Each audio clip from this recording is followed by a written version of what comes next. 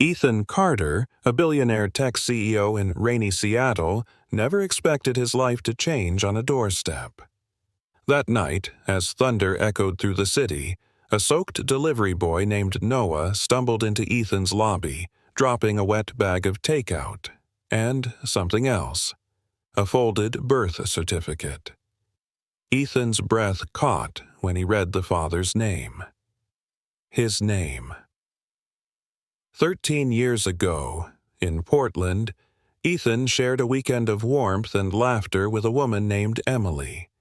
They lost touch, or so he thought.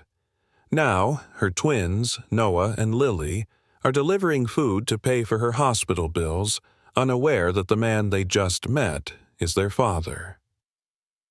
Haunted by guilt, Ethan rushes to the hospital, only to discover Emily never stopped trying to reach him. Her emails were blocked by his own assistant. The betrayal stings, but Ethan takes charge. He moves the children into his home. He swears to make up for the lost years. Just as hope blooms, Emily's uncle emerges, threatening to tear them apart in court. With one symbol, Noah's birth certificate, Ethan begins a fight for truth, family, and redemption.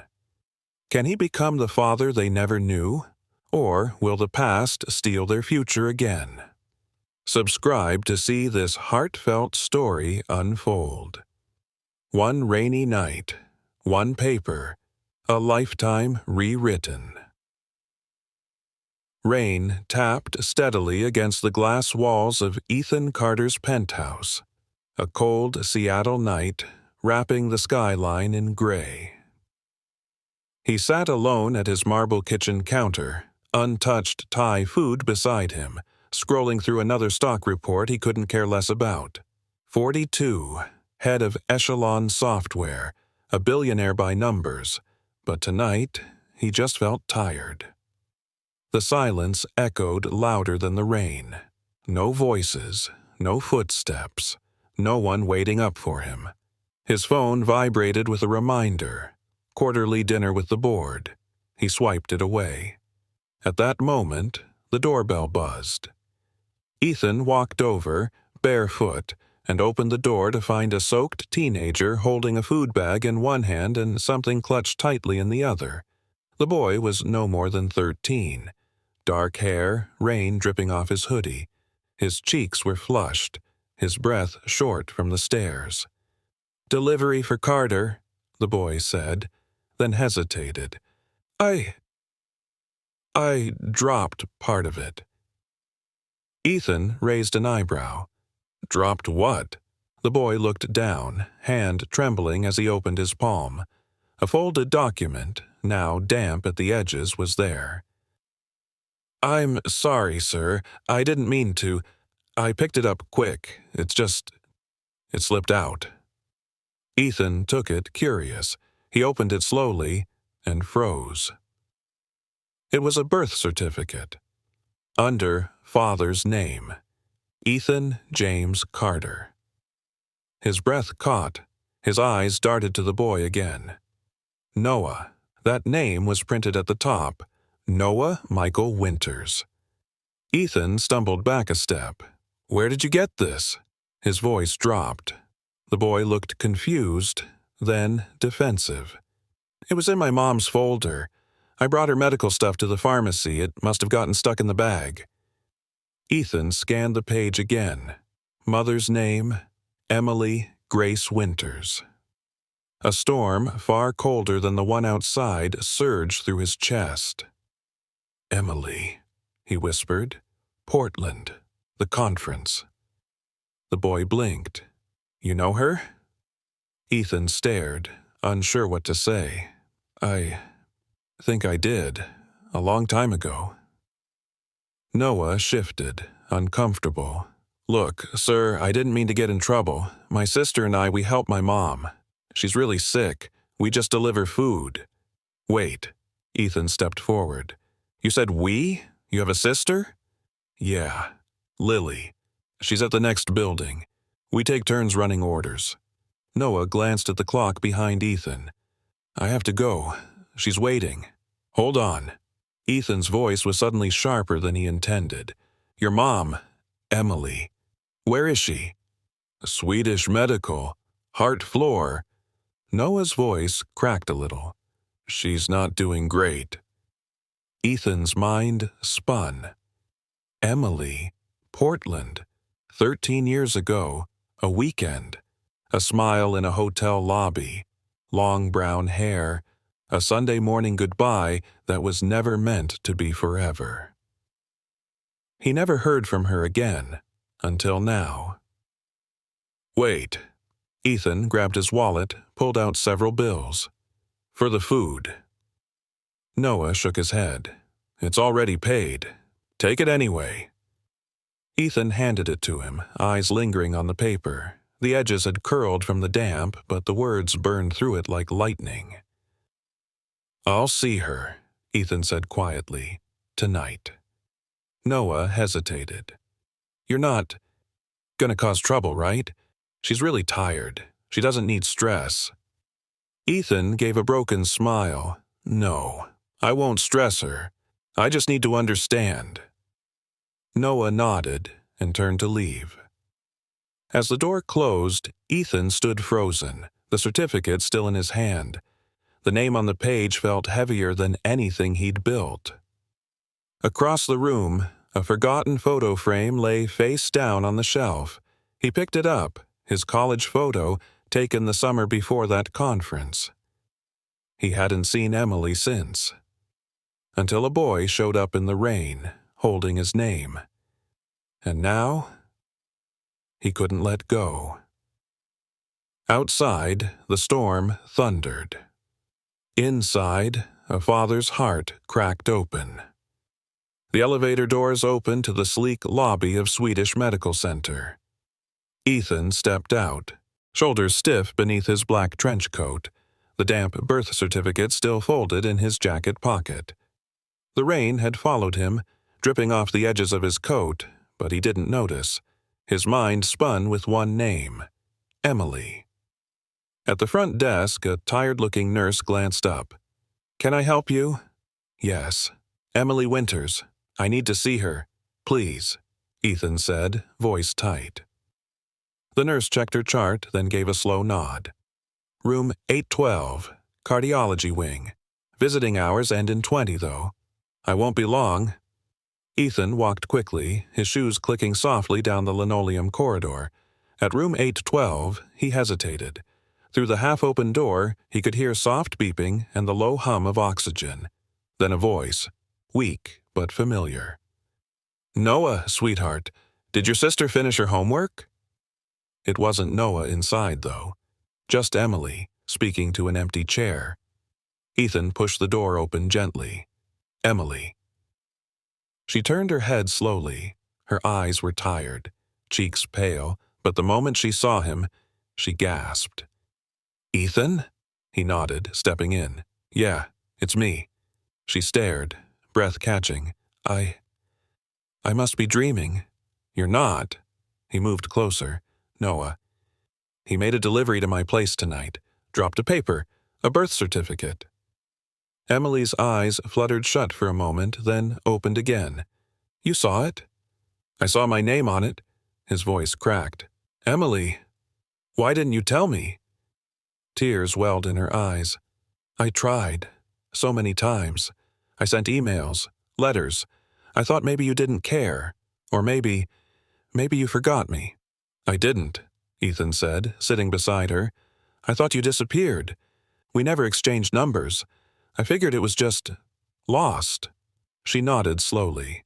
I tried again last year when things got worse, heart failure. But your assistant, I got a cold reply once. Mr. Carter has no further interest in personal correspondence. After that, I stopped. Ethan sat back, stunned. That wasn't me. I never saw any of it. Her smile was tired. It doesn't matter now. It does, Ethan said. You should have never gone through this alone. And Noah, Lily, you have twins? She smiled faintly. They're my life. They deliver food to help pay the bills. Noah's good with directions. Lily, She draws the little logos on the delivery bags. Clients love them. His chest tightened. They're 13? Just turned, a week ago. Ethan reached into his coat and pulled out the folded certificate.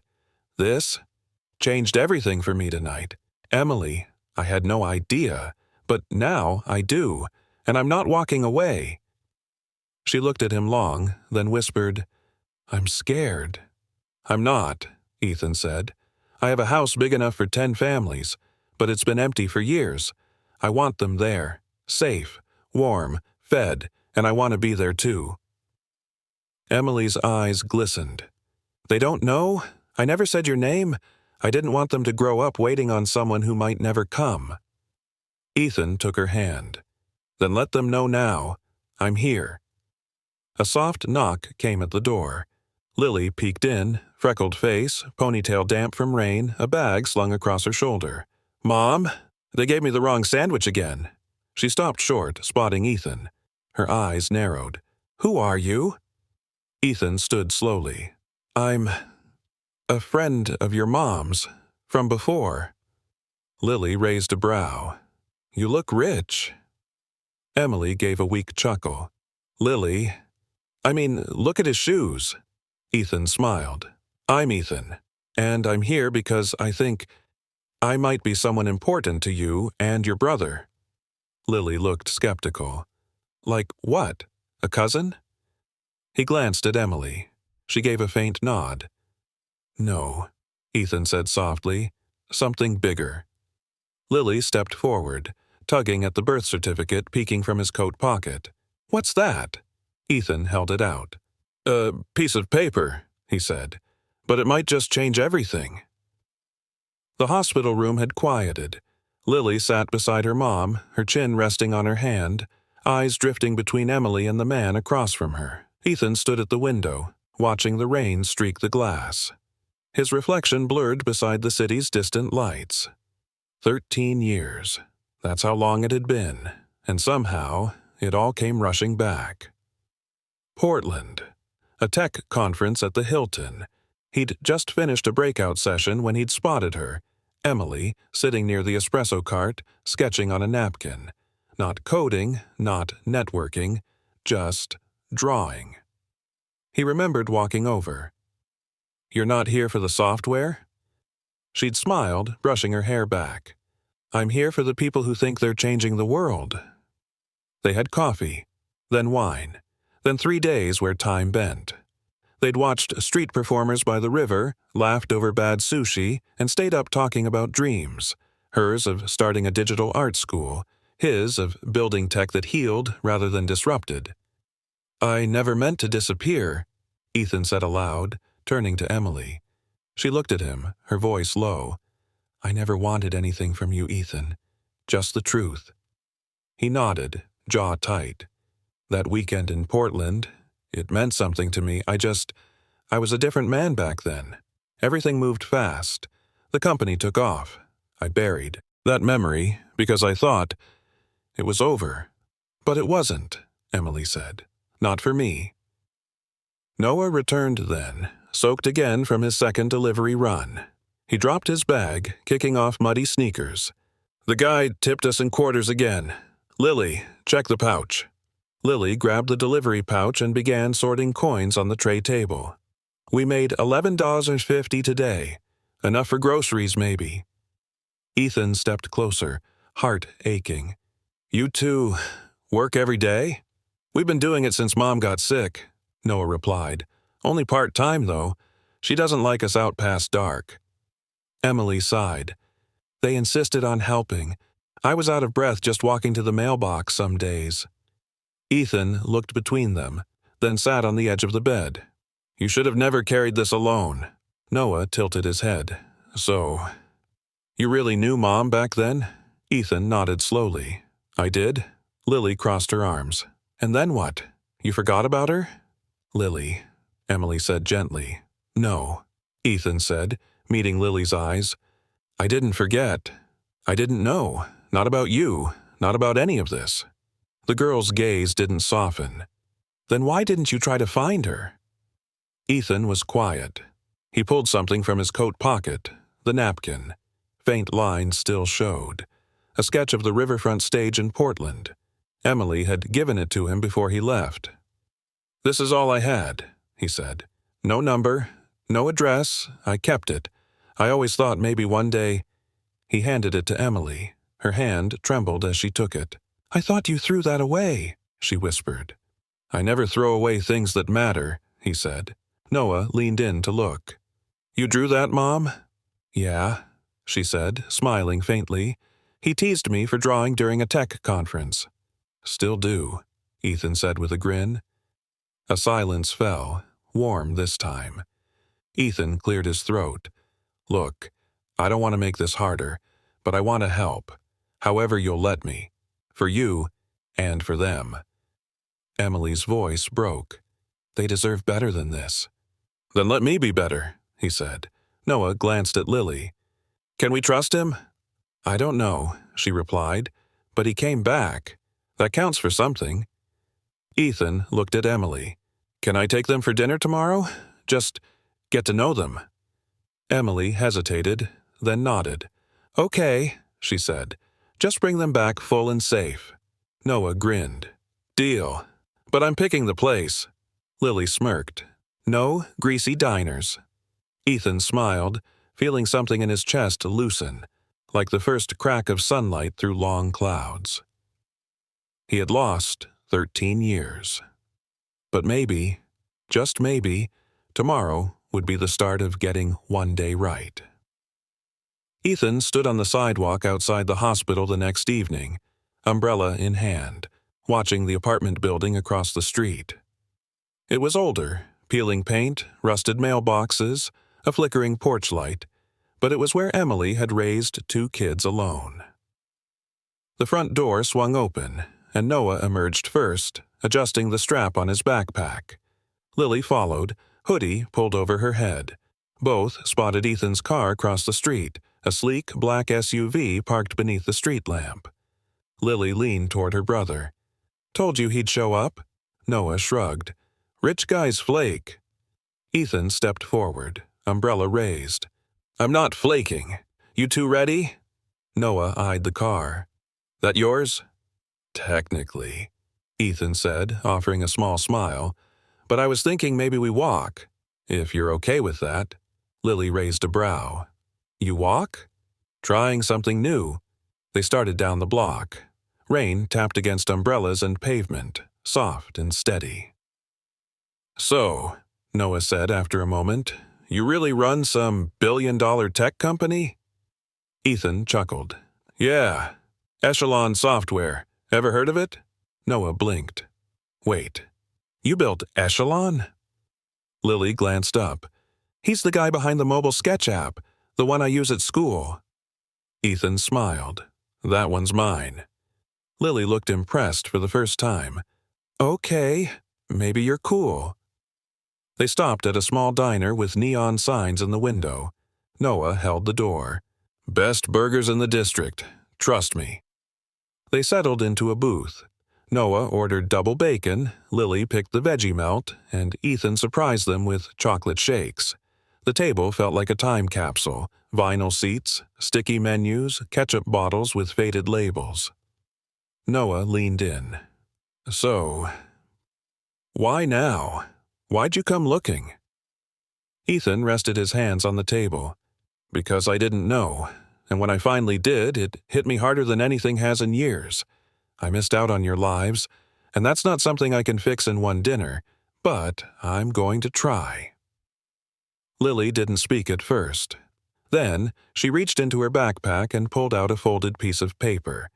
It was a drawing, rough but detailed, of the hospital room, with Emily in bed, Noah by the window, and Ethan sitting in the chair. She handed it to him. "I drew this last night. Mom smiled more in that hour than she has in weeks." Ethan's throat tightened. He traced the lines with his finger. "She keeps that napkin sketch you gave her," Lily added. "Said it reminded her that people can still surprise you." "I have it too," Ethan whispered, "in my coat pocket." Their food arrived, and for a while, conversation shifted to lighter things. Favorite subjects, coding projects, Lily's dream of animating her own graphic novel. "I built my first website at 10, Noah said between fries. "But it was ugly, like really ugly." Ethan laughed. "Mine crashed a school server. We all start somewhere." After dinner, they walked back toward the apartment. Ethan slowed as they neared the stoop. "You ever wish things had been different?" he asked quietly. Noah hesitated. "I mean, yeah. But we didn't really know what we were missing." Lily glanced at her brother, then at Ethan. "Until now." Just then, the door to the apartment creaked open. A voice called out from above. "Margot, the building manager." "Kids, your uncle's been asking about you." Noah stiffened. "Victor?" Ethan turned. "Uncle?" "Emily's uncle," Lily said warily. "He comes around when Mom's too weak to argue." Ethan stepped forward. "Is he helping?" Lily frowned. "He says he's family, but he only shows up when things look bad. He's not exactly warm." Ethan's eyes narrowed. Victor. He hadn't heard that name in years. As the kids climbed the steps, Ethan stayed on the sidewalk, hand still holding Lily's sketch. A symbol of trust, and maybe a warning. Because now he knew Emily's illness wasn't their only fight. Someone else was circling, watching. And Ethan wasn't going to let him take one more thing away. The next morning, Ethan stood outside room 526 of the downtown private wing, watching through the small window as nurses adjusted Emily's IV. He had pulled every string, called every contact. Emily was now in the best care Seattle had to offer. Noah and Lily stood beside him, each holding a duffel bag. The overnight move had been quiet. Ethan hadn't asked permission from Victor. He didn't need to. Inside, Emily opened her eyes slowly, then smiled when she saw them. "New room?" she whispered. "New start," Ethan replied, stepping in. "Private nurses, monitors, a view of the sound." She blinked back tears. "Ethan, you didn't have to—" "I did," he said softly. "You carried the weight for too long. Let me carry it now." Lily sat beside her, pulling out a folded sketch. "I made this on the way here." It was a pencil drawing of their old apartment, tiny but full of details. The cracked window, the chipped counter, a memory preserved. Emily's fingers traced the paper. It wasn't much, but it was home. "We'll always remember it," Lily whispered. Ethan turned to Noah. "You two packed up fast." "Didn't have much," Noah said with a shrug. "Plus, I wanted to see your place." Ethan smiled. "I think it's time." That evening, the black SUV pulled into a quiet lane in Queen Anne where Ethan's penthouse towered above the trees. Floor-to-ceiling windows lit the night sky. "Is this a hotel?" Noah asked as they stepped out. "It's our new place," Ethan said, unlocking the front door. The foyer gleamed. Polished stone, soft lighting, framed art on the walls. Lily stared at the hallway. "This is bigger than our entire floor back home." Ethan led them upstairs, stopping in front of two doors. "I had these set up last night. Yours." Inside, Lily's room glowed with the soft pastels and a digital sketch tablet mounted beside the desk. Her eyes widened. "You got the same one I always look at in the mall," she whispered. "The exact one." Noah's room next door had dual monitors, a coding keyboard, and a beanbag shaped like a game controller. He dropped his bag on the rug, speechless. Ethan placed a hand on his shoulder. "You like it?" Noah just nodded. This is unreal." Lily turned in the hallway. "You really didn't know about us all this time?" Ethan paused. "No, but that's over now." They sat around the kitchen island later, sharing pizza. The city sparkled behind them. Emily's voice had echoed in Ethan's mind all day. Let me go, if they'll be safe. He wouldn't let her go. I want to make this clear, he said, setting down his glass. This isn't just charity, or guilt. This is family. Noah looked up. Even after all this? Especially after all this, Ethan said. Lily stood, walked to her backpack, and returned holding something. It was a napkin, faded, torn at the edges. The sketch you gave Mom, she said. She kept it in her wallet. Ethan took it gently, eyes stinging. It's been with me, too. That napkin, that sketch, two torn halves of a whole story. Now, together again. A buzz at the door interrupted them. Ethan frowned. I'm not expecting anyone. He opened the door and froze. Victor stood there, umbrella in hand, suit damp from the drizzle. His smile was tight, too polite. Evening, he said. Thought I'd check where the kids vanished to. Noah stepped beside Ethan. We didn't vanish. We moved. Victor looked past him. With the man who walked out 13 years ago? Ethan stepped forward. I didn't walk out. I never even knew. Victor's voice sharpened. Doesn't matter. Emily's still alive. She's still their mother. And she left me as guardian if anything happened. You mean if, Ethan said coldly, not when. Victor's expression darkened. You want to play father now, Carter? Let's see how long you last when courts get involved. As he turned and walked away, the air felt heavier. Lily whispered, Is he serious? Ethan stared at the door. I'm afraid he is. The napkin sketch lay between them on the table, fragile, worn, but still whole, a symbol of what was lost, and what he'd fight to keep. Ethan paced the length of his office, the Seattle skyline glittering behind him. On his desk, Emily's old email sat printed in a neat stack, marked unread. He'd dug them out from the archive himself. There were over 30. Each one carried a different tone. Hopeful, scared, eventually resigned. The last one simply read, I don't need anything from you. Just know your children are good kids. I only wanted them to know where they came from. Ethan sank into his chair, pressing his palms against his eyes. His assistant, Jordan, stepped into the room, unsure. You asked to see me? Ethan didn't look up. When did you start screening my personal inbox? Jordan hesitated. Around the time the company exploded, we agreed I'd help manage outside distractions. You mean people like Emily? Ethan's voice was low now, dangerous. Yes. She sent messages claiming you had kids. It looked like a grab for attention. Ethan turned, eyes burning. So you deleted them. I marked them as spam, Jordan admitted, then blocked her address. Ethan stood slowly. You didn't just screen her. You erased her. I thought I was protecting your reputation. My reputation? Ethan scoffed. You cost me 13 years with my kids.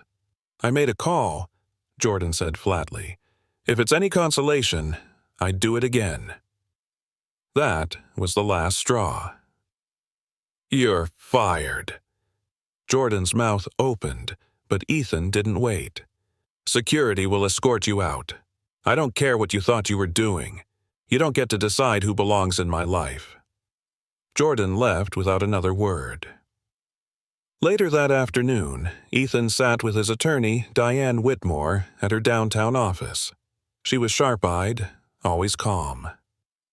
You've got a solid position, she said, reviewing the birth certificates and Emily's signed affidavit. But if Victor files for emergency guardianship, it could complicate things. He says he's their guardian. On what basis? Ethan slid a copy of an old medical directive across the table. Emily listed him in case of emergency when she had no one else. That was 6 years ago. Diane scanned the document. We'll need a new one, signed and notarized. Also, DNA confirmation. We need every angle covered. Ethan nodded. Already started the paternity test.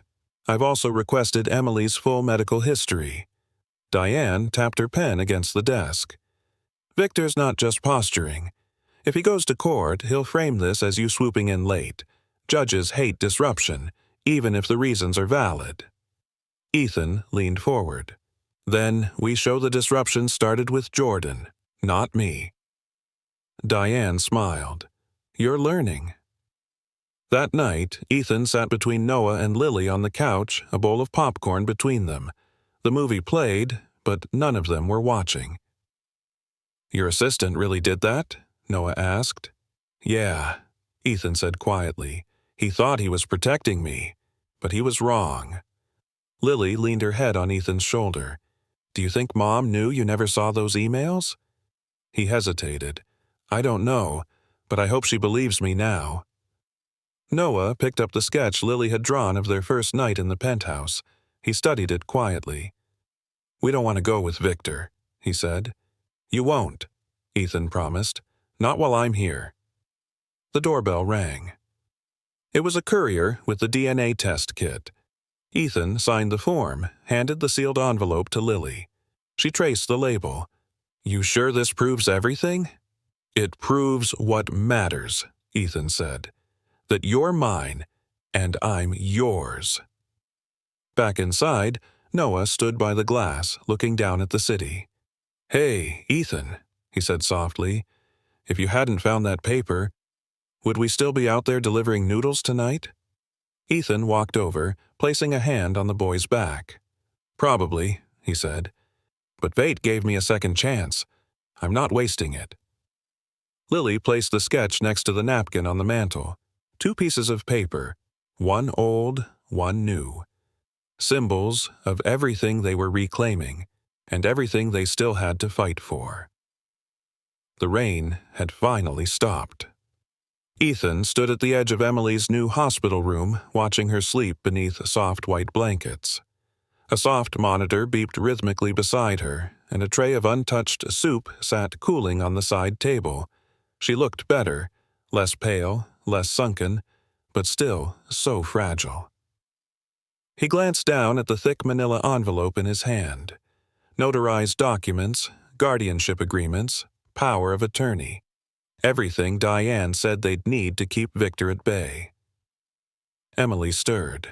Hey, she whispered, voice still raspy. Ethan stepped forward. Sorry, I didn't mean to wake you.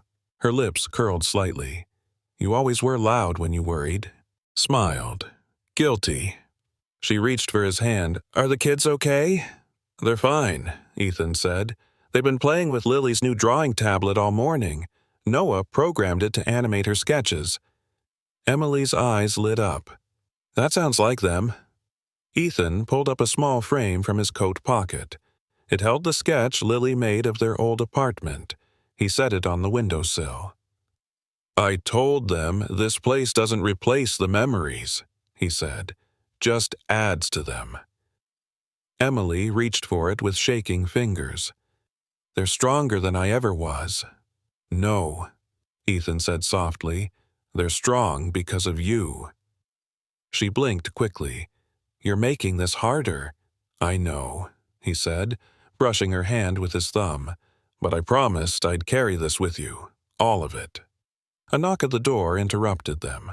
A nurse stepped in. Sorry to intrude, but Mr. Carter, there's a man in the lobby asking for you. He says it's urgent. Ethan's stomach dropped. What's his name? Victor Summers. Emily flinched. Ethan stood, jaw tightening. I'll handle it. Victor waited in the lobby, arms crossed, tapping his polished shoe against the floor. He wore a charcoal suit and smug confidence. You've made quite the move, Ethan, he said. Private hospital, legal paperwork, playing house with children you barely know. I know enough now, Ethan replied, and I know your interest isn't about love or family. Victor's eyes narrowed. You think I didn't take care of Emily? I paid her rent, her bills. You kept her under your thumb, Ethan snapped. She was afraid to challenge you. She trusted me, Victor hissed. and she gave me guardianship when no one else was around. That was 6 years ago, before she had a choice. Victor stepped closer. You're too late. No judge is going to hand you custody after 13 years of absence. I didn't choose to be absent, Ethan said, voice firm, and the court will know why. Victor smirked. I've seen men like you burn millions on custody fights. Let me save you the trouble. Walk away. Ethan pulled a folded paper from his jacket and handed it over. Here's Emily's new directive. Signed. Notarized. Naming me as guardian if anything happens.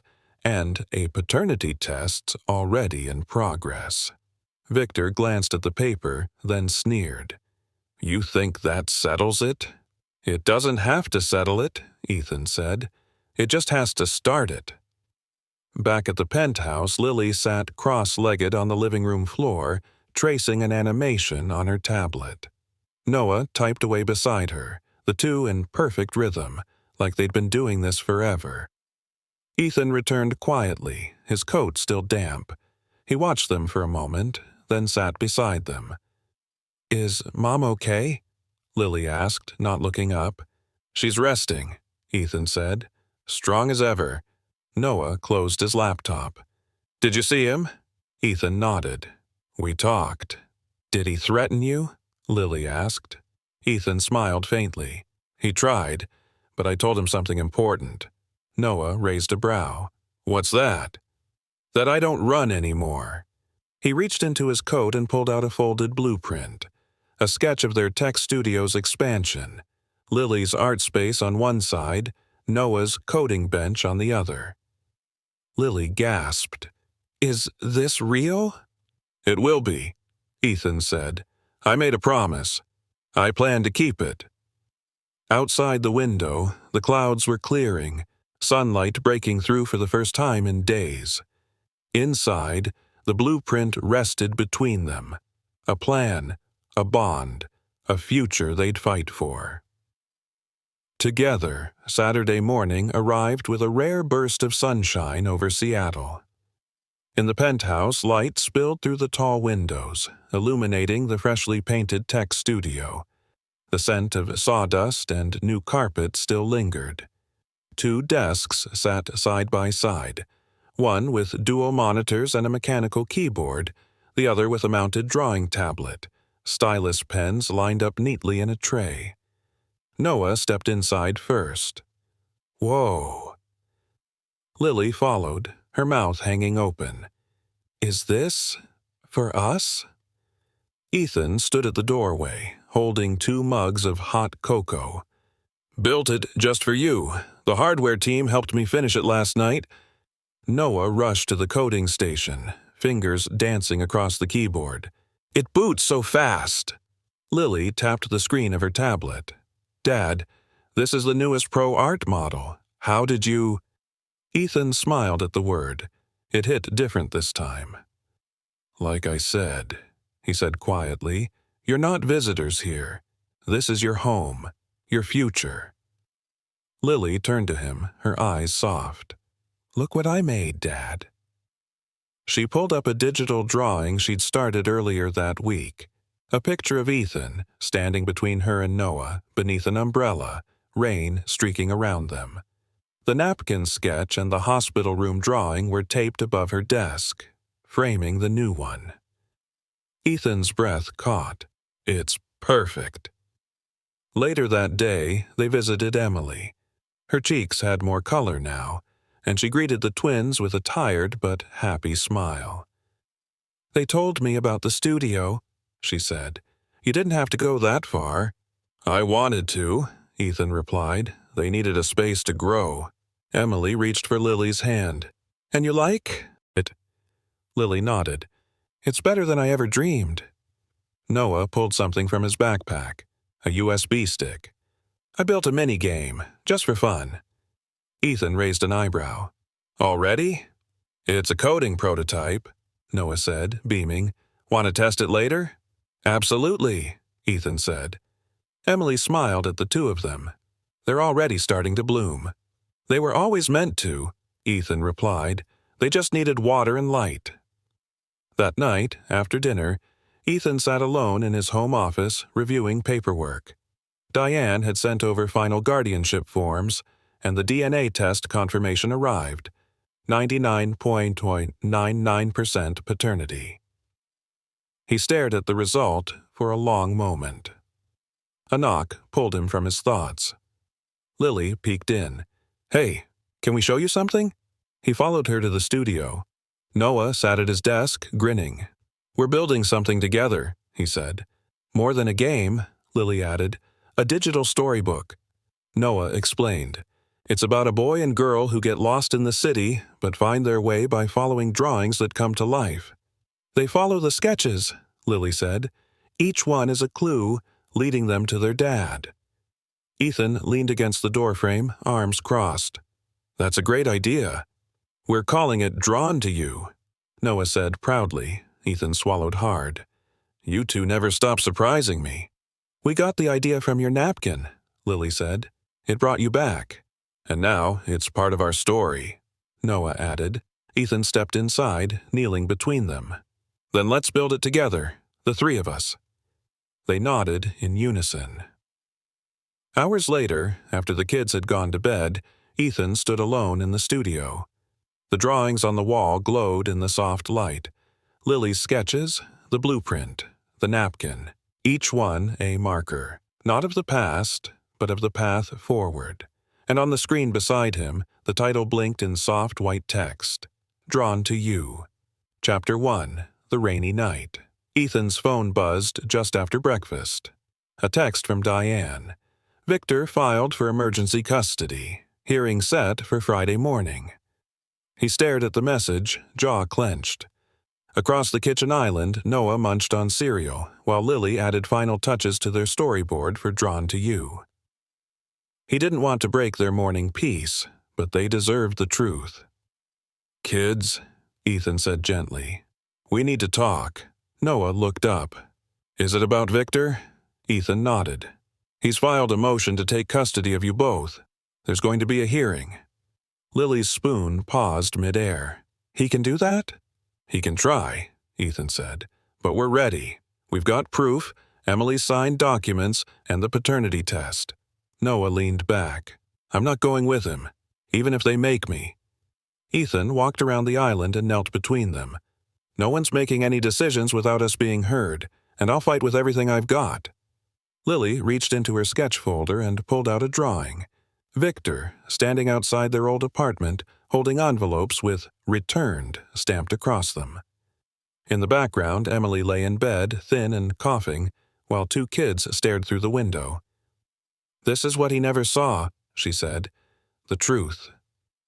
Ethan took the drawing, his throat tight. "May I show this to the judge?" Lily nodded. "He needs to see what Mom shielded us from."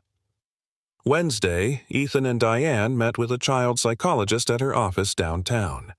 Diane insisted they have an expert present to speak to Noah and Lily's emotional well-being. Dr. Rowan, mid-40s with soft features and warm eyes, smiled as she sat across from the twins. "Noah, Lily, I'm here to make sure the judge understands what matters to you, not just the adults." Noah folded his arms. "We want to stay with our dad." "Because he's rich?" Rowan asked gently. "No," Lily said immediately. "Because he listens." "And builds us studios," Noah added with a smirk. Dr. Rowan chuckled. "That's a nice bonus." Noah leaned forward. "Victor never cared about us. He cared about controlling Mom," Lily added. "He said we owed him for everything. Rent, medicine, even food." Rowan nodded, making notes. "Thank you for sharing. That's very important." Afterward, Ethan pulled Dr. Rowan aside. "Do you think the court will honor their voices?" "Absolutely," she said. "Especially at their age. They're clear, articulate, and honest. That matters." Thursday evening, Ethan tucked Emily's blanket around her at the hospital. "They're nervous," he said, "but steady." Emily's voice was faint. "He's dangerous when he feels cornered. I'm more dangerous when I've got something to protect." Emily gave him a tired smile. "You're not the man I met 13 years ago." Ethan looked down. "I wish I'd fought for you then." She touched his hand. "You're fighting now. That's what matters." He placed Lily's courtroom sketch, Victor surrounded by papers, eyes narrow, while Ethan stood between the twins, on her bedside table. "It's her testimony," he said. Emily closed her eyes. "Then we've already won." That night, Noah came into Ethan's room holding a screwdriver. "I tightened the hinge on your office door," he said. It was squeaky. Ethan smiled. "Thanks, buddy." Noah sat on the edge of the bed. "Do you think the judge will believe us?" "I think the judge will hear you. That's what matters." Noah hesitated. "I don't remember a lot about you from when I was little, but I remember Mom used to sketch you from memory. Said your smile made her forget her fear." Ethan blinked slowly. "I didn't know that." "I think she never gave up on you," Noah said. He handed Ethan a folded page, another Lily drawing. This one showed Ethan holding a small umbrella over a younger Emily as she worked on her laptop, hair blowing in the wind. Lily called it, "Hope always finds its way back." Ethan held it close. "Tell her it's going in a frame tomorrow." And deep down, he promised himself, no matter what happened in that courtroom, he'd never let them be taken again. Friday morning arrived gray and cold. The courthouse loomed over downtown Seattle, rain clinging to its stone steps. Inside, Ethan sat at the long mahogany table beside Diane, his attorney. Across the aisle, Victor leaned back with a smirk, flanked by two lawyers dressed like wolves in tailored suits. Noah and Lily sat quietly behind Ethan, each holding a drawing in their laps like shields.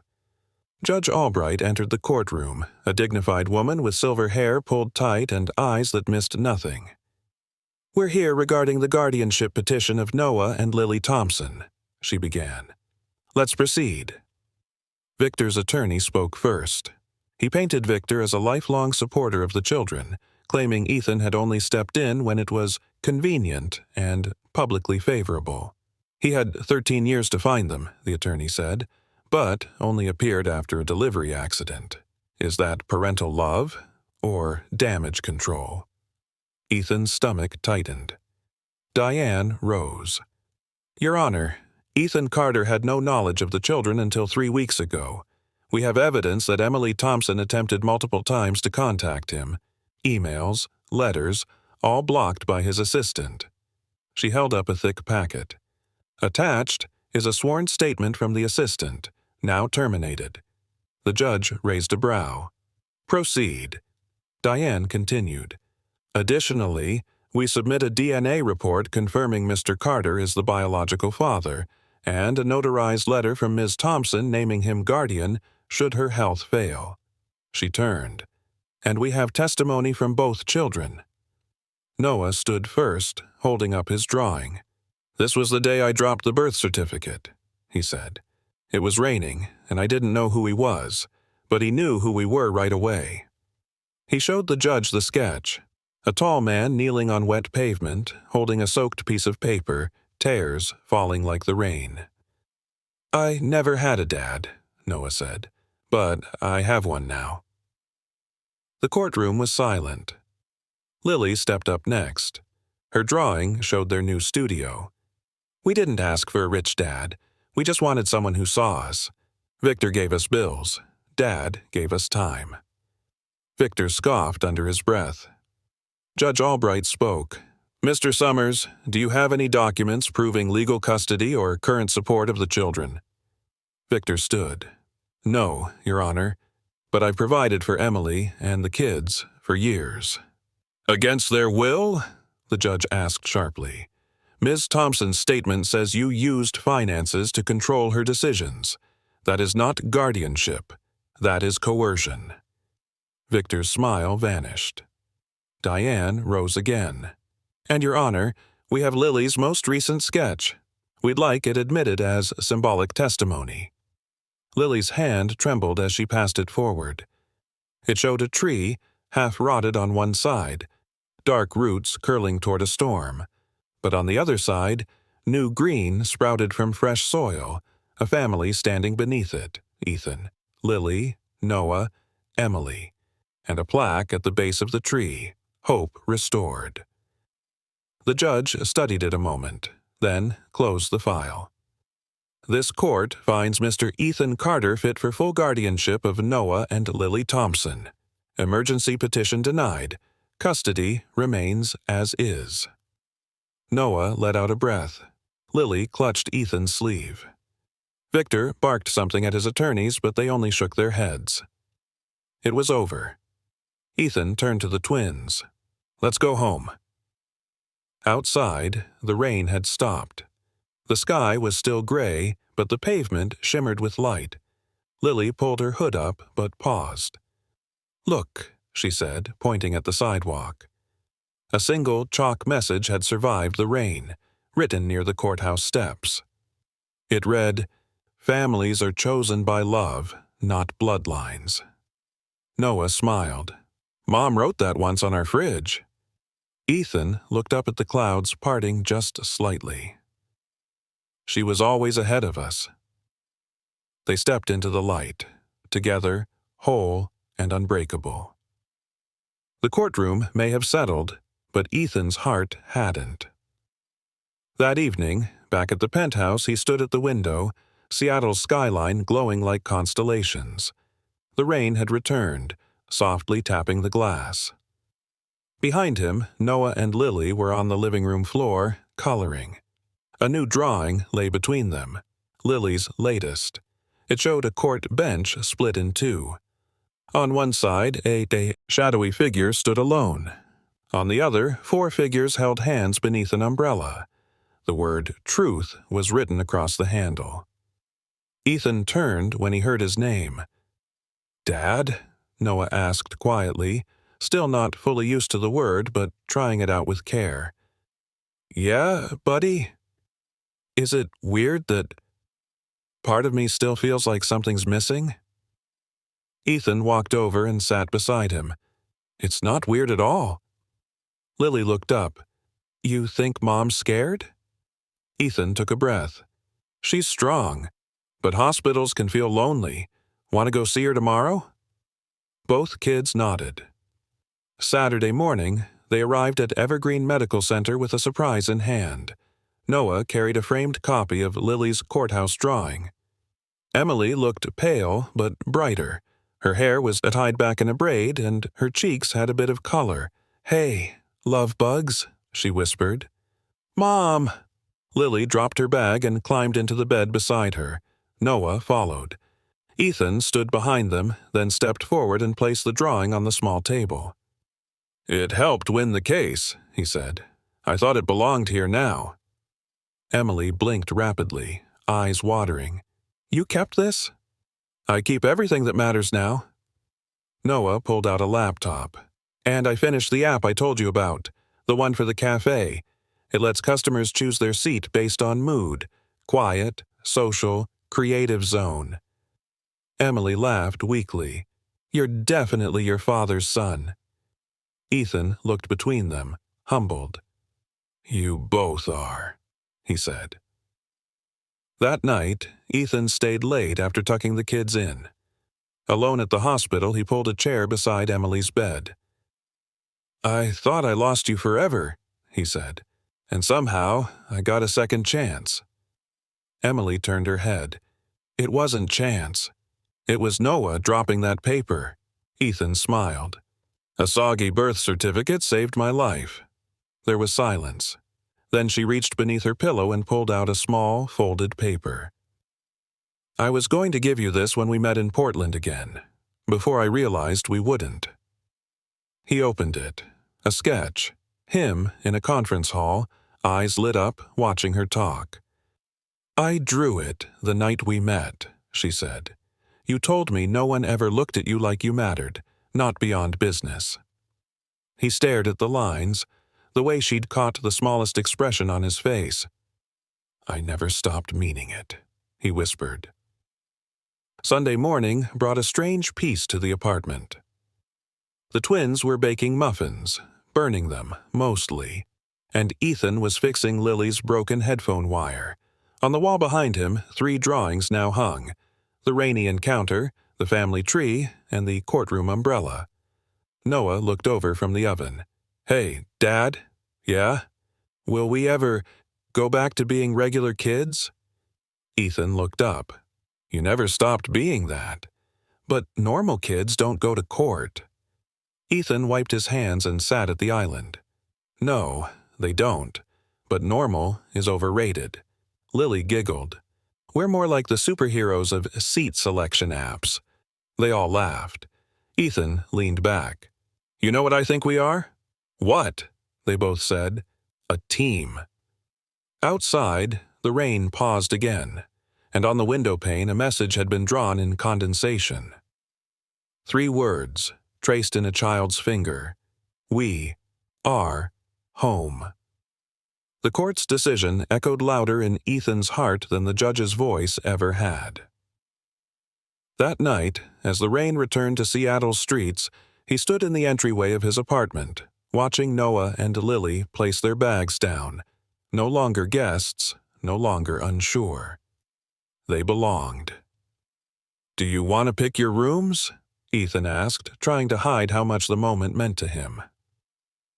Lily beamed. "Can mine be the one with the skylight?" "It's yours," he said, voice catching. Noah looked around. "What about that room with all the tech stuff?" "That's the studio now. For both of you." The boy gave a shy nod, then with a burst of courage walked over and hugged Ethan's waist. "Thanks, Dad." Ethan froze, just for a second. Then he wrapped both arms around his son. The next morning, Lily raced into the kitchen waving a wrinkled piece of paper. "Look what I made, Dad!" Ethan turned from the stove, spatula still in hand. The drawing was colorful. Stick figures of 4 people at a round table with computers and muffins. Above it, in bold crayon, "Code and Kin Cafe." Ethan chuckled. "Looks like you're designing the branding early." "Ms. Carter, head of creative," she declared proudly. Noah shuffled in with bedhead and a sleepy smile. "And I fixed the cafe Wi-Fi bug. Dad, you spelled password wrong. Twice." Ethan laughed. "Great. Hired and hired." Later that day, they visited Emily together. She was stronger, still pale, but the sparkle in her eyes had returned. "Room's feeling like home," she said, looking around at the potted plant, the new blanket, and now Lily's framed cafe drawing hung beside her monitor. "You decorated it?" Noah asked. Ethan smiled. "Every family needs their mark." Emily squeezed his hand. "I still can't believe we made it." He glanced at her heart monitor, the steady rhythm. "We're still making it." Lily climbed into bed beside her mom, gently resting her head on Emily's shoulder. "Mom," she whispered, "we're a team now. For real." Emily nodded, eyes glistening. Back at home that night, the twins were finishing homework while Ethan cleaned up the dishes. His phone buzzed, a message from Emily. "Thank you for staying when you could have run." He stared at the screen for a long second, then typed back, "Thank you for believing when I didn't know I should." He glanced toward the fridge. The birth certificate, laminated now, hung with a magnet, a daily reminder, not of what he missed, but of what he finally found. Then a knock at the door. He opened it to find Rachel, his lawyer, holding a thick envelope. "Court's official decision," she said, "and Emily's medical power of attorney transfer papers." "Thanks for everything," he said. Rachel smiled. "You're not the same man who walked into my office." "No," Ethan replied. "I'm better." That night, with the kids asleep and the house finally quiet, Ethan sat on the couch with an old photo album Emily had sent over. Inside were years of moments he'd missed. First steps, school plays, Halloween costumes.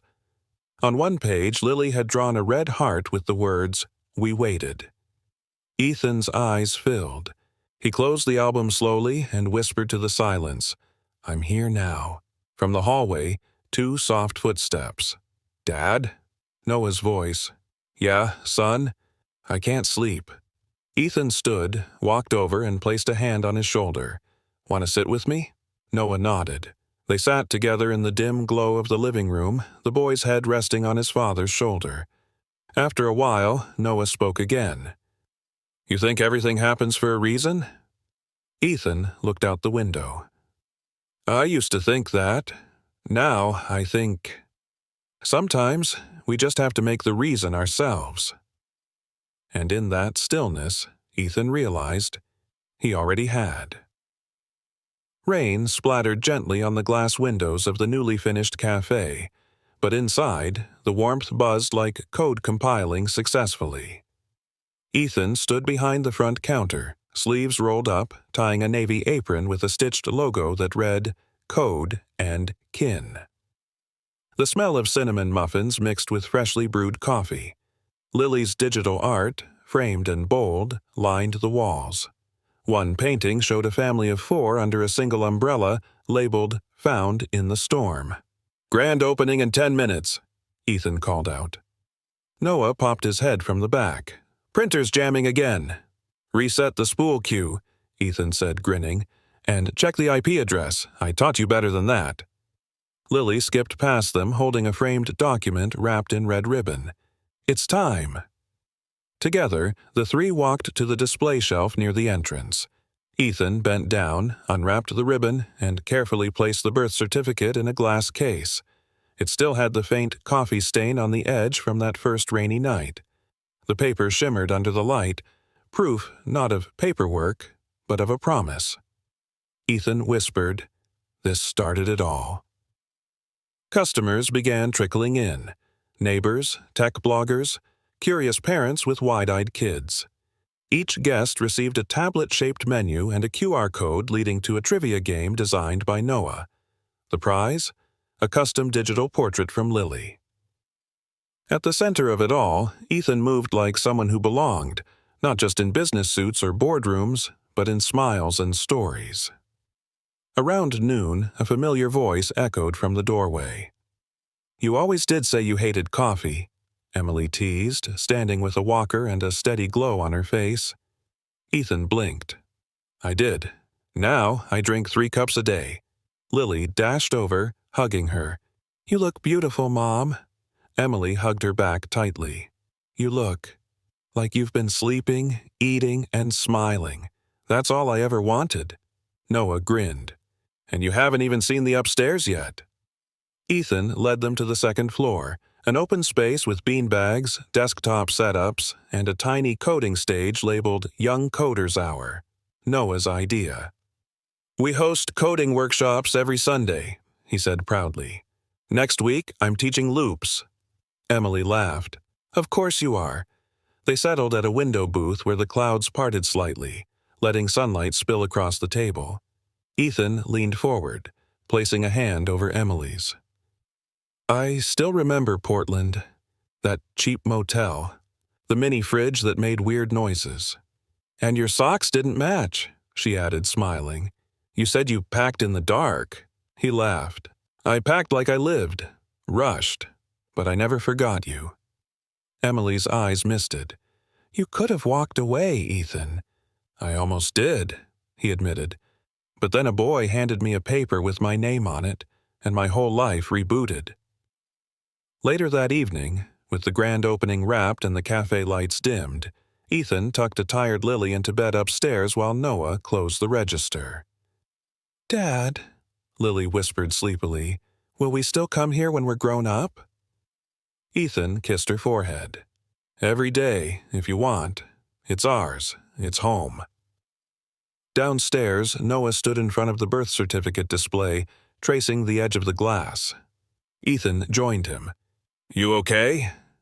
Noah nodded. I used to wish for a dad. Didn't think it'd really happen. Ethan crouched beside him. And now? I don't have to wish any more.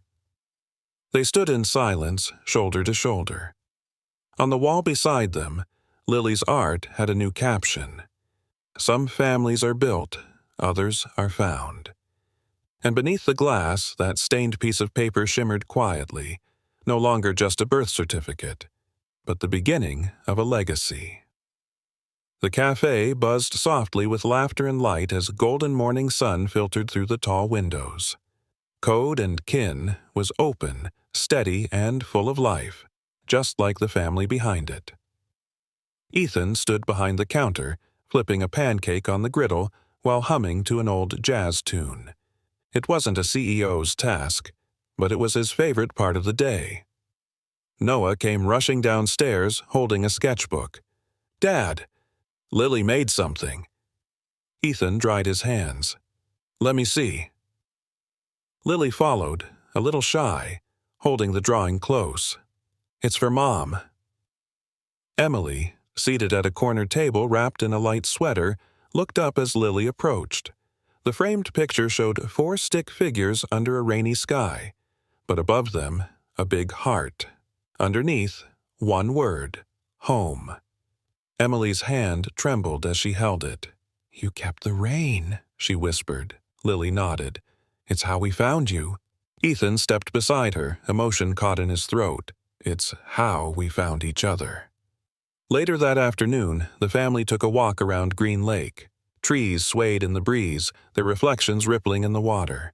Emily held Ethan's arm for balance, her steps stronger than they'd been in months. Noah skipped ahead with Lily, pointing out ducks and tossing breadcrumbs. "Bet I can code something that tracks them by color," he said. Lily laughed. "Only if I can design the app icon." Ethan chuckled. "There's our team." Emily leaned in. "Do you ever think how different life might have been?"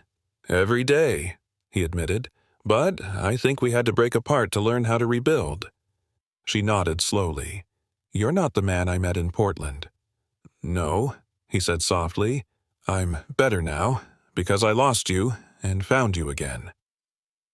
They paused on a bench by the water, watching their children splash at the edge.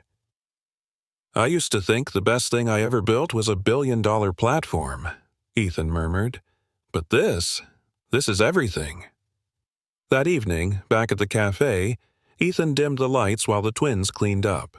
Emily rested near the window, watching the rain begin again outside. Noah gently tapped the glass case holding his birth certificate.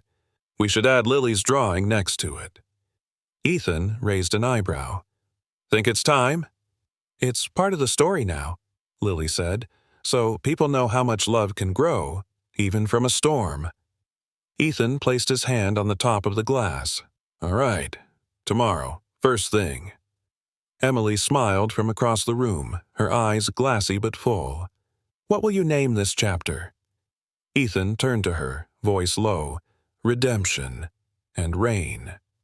That night, as the city glowed beneath the stormy sky, Ethan tucked the twins into bed.